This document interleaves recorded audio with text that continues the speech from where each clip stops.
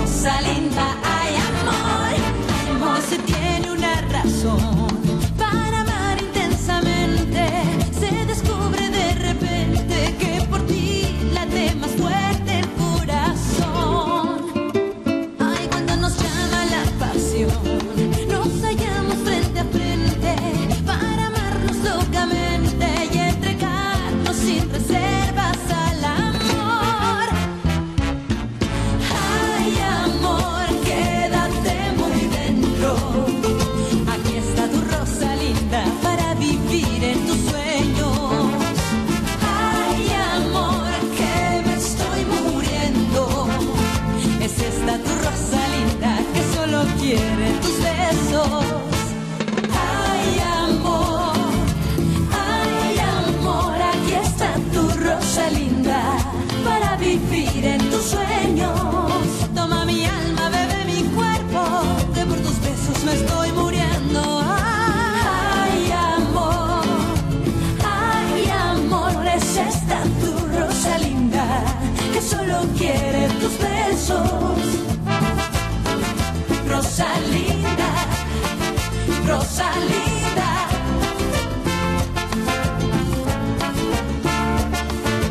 Rosalinda, ay amor. Kukuhanin ko ang loob niya. At kapag nahulog na siya sa patibong ko, aalamin ko ang galaw nila sa bahay na pinagtatrabahuhan nila. Papasukin natin yung bahay. Siguradong malaking halaga to.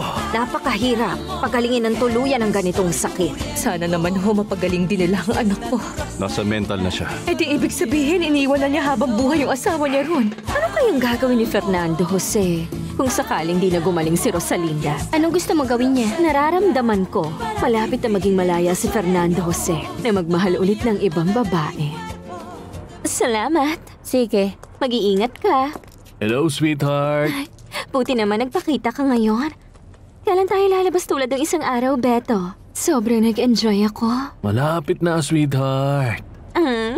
Paano ko ngayong gabi? Walang problema. At bakit ngayon ka lang nagpakita sa akin? May sinusubukan ako negosyo na mag-aahon sa atin sa hirap. Huwag mo sabihing nakakuha ka na ng trabaho. Parang ganon. Masyado kang misteryoso. Ang masasabi ko lang sa'yo, kapag natuluyan na ang negosyo na yon, bibili ako ng napakagandang bahay. At hindi na ako babalik sa basura na yan kahit kailan. Pero wag mo pa rin kalimutan ang mga mahihirap na nandito. Kabaliktaran noon, aking Selena. Makikita mo ang buhay na naghihintay sa ating dalawa. O sige. Huwag mo siyang ibigay. Alam mo ba? Mahal na mahal kita, Rosalinda. Parati kitang naiisip. Wala akong ibang kailangan kundi ikaw. Wala ako kung wala ka. Miss na kita. Miss na kita.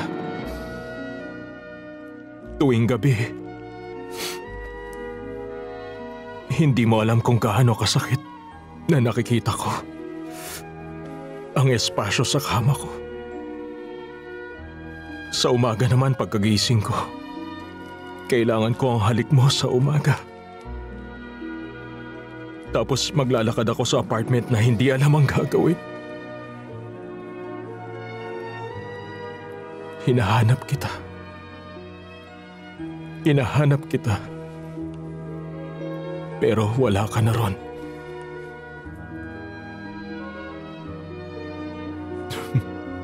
Hindi mo naiintindihan, Rosalinda. Hindi mo alam ang sinasabi ko. At hindi mo alam ang paghihirap ko.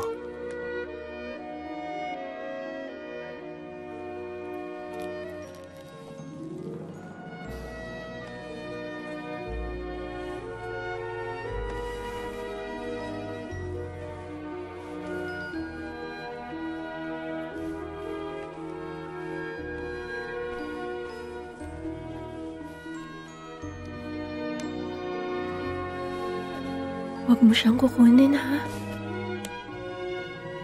Huwag mo siyang kukunin sa akin. Hindi. Hindi. Sa'yo lang. Sa'yo lang siya. Dinala mo siya sa akin. Kaya sa atin siya.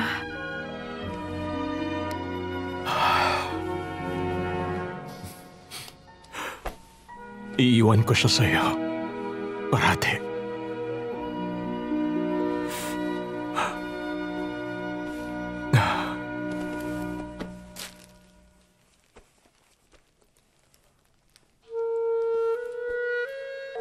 Alam mo, aalagaan ko siyang mabuti. Gusto mo na mabilis, masarap at masustansya, pare. Star Nutrimits Corn Beef, pare. Pre, yayabang ko lang, ha? Hindi matubig. Grabe. Diba? Karning-karne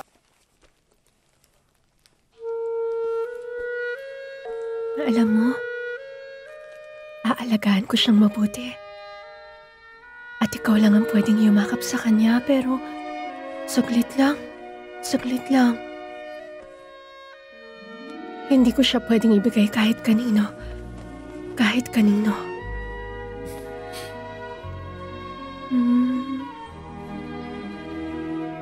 Erika. Erika. Dumating ka na sa wakas sa bahay ni Mama. Erika. Erika.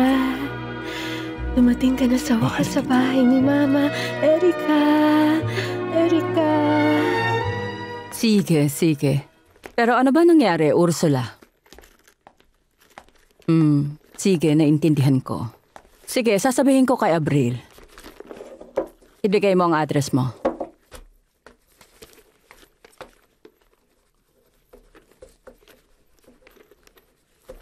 Ayos na. Sige, magandang hapon.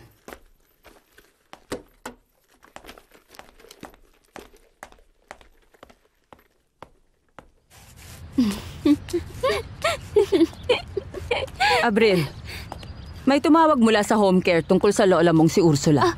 May nangyari po? Sinabi nilang may sakit daw siya at gusto kang makita. Ilagay ko sa ibabaw ng lamesa yung address na pupuntahan mo. Pero hindi ko alam kung paano yun puntahan. Senyora. Magpasama ka kay Alcira, pero huwag kayong magtagal. Bumalik kayo kagad dahil may mga trabaho pa. Ramdam ko may sakit si Lola Ursula Alcira. Malalang sakit. Binisita ngayon ni Fernando Jose si Rosalinda. Kumustahin na lang natin pagdating niya. Mag-isa siyang pumunta ron, Javier? Oo. Sabi niya mas mabuti yon para hindi siya mataranta. Gugustuhin ni Tita Soledad na samahan siya pero binabantayan niya si Erika. Gusto ko rin siyang puntahan at dalhan ng mga bulaklak. May mga puting bulaklak ba sa lugar na yon? Hindi natin alam, Lolo. Kung ganon, tanungin na lang natin mamaya si Fernando Jose. Hindi mabubuhay si Rosalinda nang walang mga bulaklak. Kailangan niya mga ito sa paligid tulad ng hanging hinihinga niya. Kailangan niyang masanay mamuhay na wala ang maraming bagay. Kasama ang pagmamahal natin. Kahit na inaalagaan siya ng maayos sa ospital, iba pa rin ang pag-aalaga ng pamilya. Pati ang mga kaibigang nagmamahal sa kanya ng lubos. Malapit na siguro siyang makalabas, Javier. Hindi, Asuncion. Ang ganong klaseng sakit sa pag-iisip ay hindi madaling gamutin. May posibilidad na manatili siya sa lugar na yon ng maraming taon. Ay, nakakalungkot. Isang araw pagkatapos mga anak, marami na siyang naranasang pagsubok. Pinakamalala, kinuha nila ang anak niya. Isipin mo, kalmado ang nanay ni Fernando Jose pagkatapos ng lahat ng mga ginawa niyang yon. Dapat ilagay sa pugat ang langgam ang babaeng yon. Tama, sa tingin ko rin.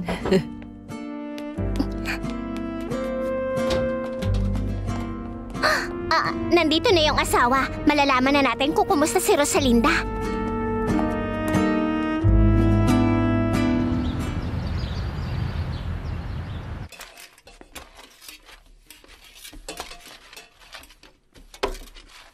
Tapos ka nang ubusin. Kung ganon, lumabas ka na dito sa kusina dahil baka sigawan nila kami.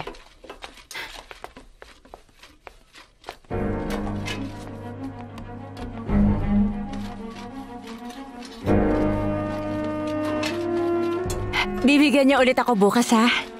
Oo, sige bukas. Sige na, alis na.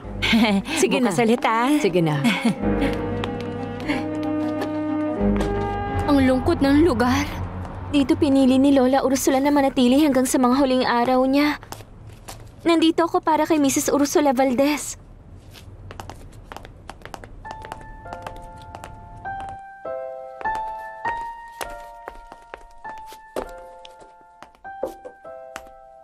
Lola. Lola, ako to. Si Abril. Ang mahal kong apo. Buti at dumating ka rin. May dinala ako para sa'yo.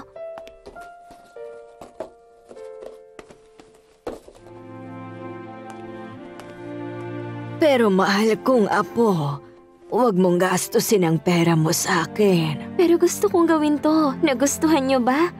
Nagustuhan ko. Pero mukhang hindi ko na yan magagawang suotin pa. Huwag niyong sabihin yan. Yun ang katotohanan. Matagal ko nang ipinapanalangin sa Diyos na kunin na niya ako. At sa wakas, dininig na rin niya ako. Abril, pinapunta kita para magawa kong makapagpaalam at bigyan ka ng basbas bago man lang ako pumanaw.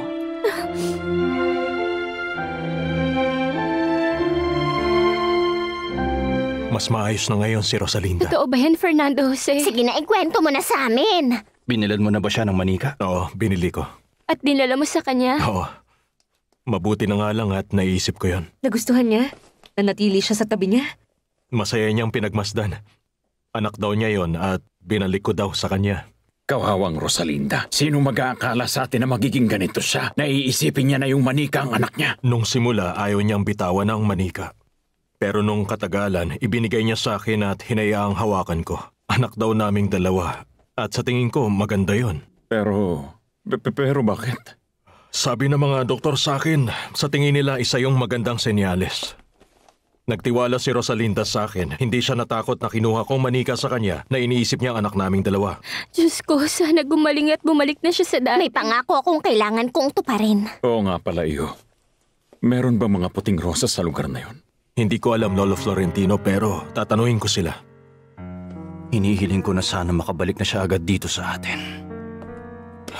Maganda po ang nangyari sa araw na to. Isang malaking hakbang to patungo sa pagaling niya. Iniisip ng mga doktor na may pag-asa pa.